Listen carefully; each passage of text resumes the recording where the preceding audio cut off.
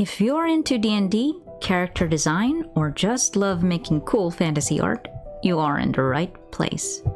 Hey everyone, welcome to my channel. I am Rebel Nerd Art. Today I'm taking you behind the scenes of my character design process, step by step. So whether you're creating an OC for your next campaign or just want to sharpen your design skills, I've got tips to help you make characters that stand out. Just a quick disclaimer though, I am not an expert, nor am I a professional artist. But I'll be sharing my personal experience and preferences. I'll break it down into 5 key steps: concept, silhouette and shape language, outfit and gear, colors and personality, and final polish.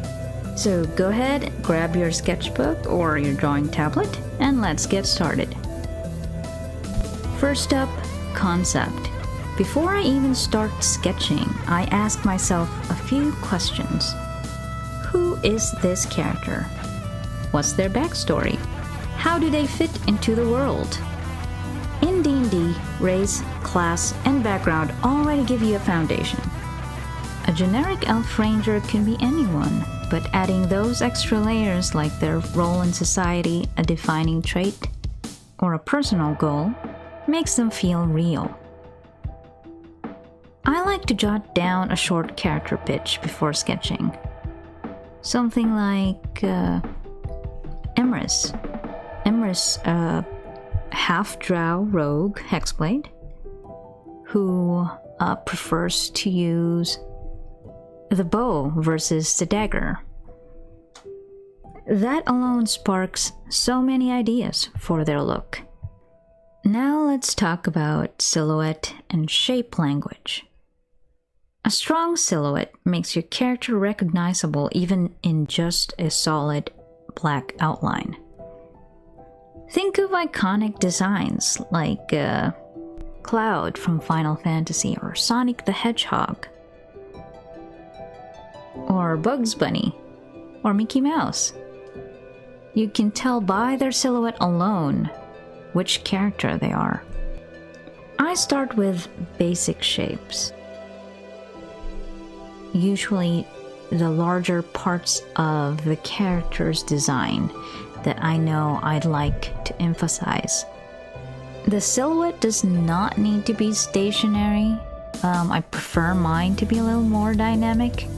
In this design, I still wanted to keep a lot of the elements that made Emrys as Emrys. The original Emrys is a rogue, so I wanted to add the cloak, sort of a cloak and dagger, except this time it's a short sword, to kind of hark to that background.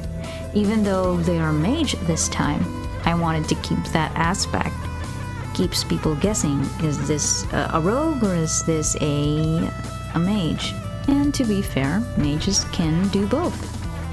Which brings us to our third step, outfit and gear. This is where I ask, what does this character need? A battle-hardened paladin won't dress like a sneaky bard. Their gear should reflect their lifestyle and personality. In that same vein, Emrys is not heavily armored in this design. To help sort of unify the design, I usually keep to a minimal color scheme. So you have purples, blues, greens, and just hints of red. So in this picture, you would actually see those 3 colors play together. It kind of just works, and that's how I usually plan out my color palettes in my drawings. I pick 1 main color, maximum 2 maybe, and just add like a couple of highlight colors or complementary colors to the mix.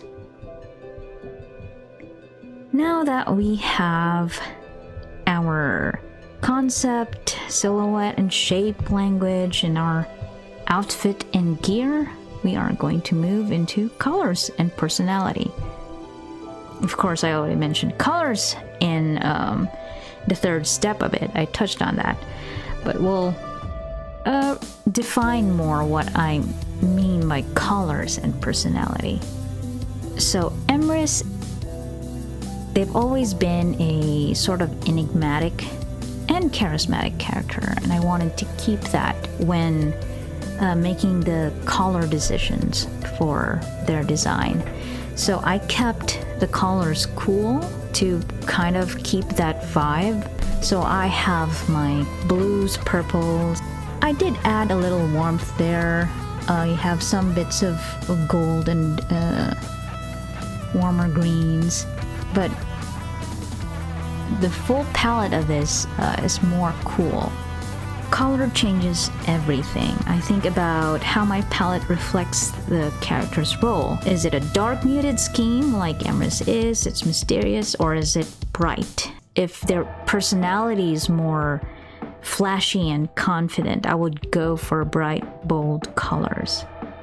And since Emrys is also a half drow, I leaned into cool tones. So like I said, the deep purples, grays, some subtle reds for contrast. I tend to have the viewer focus on the face of the character when I'm designing it. So a lot of the details are mostly drawn towards the face, or at least I try to highlight it through not just the color, but also the shadows and the light.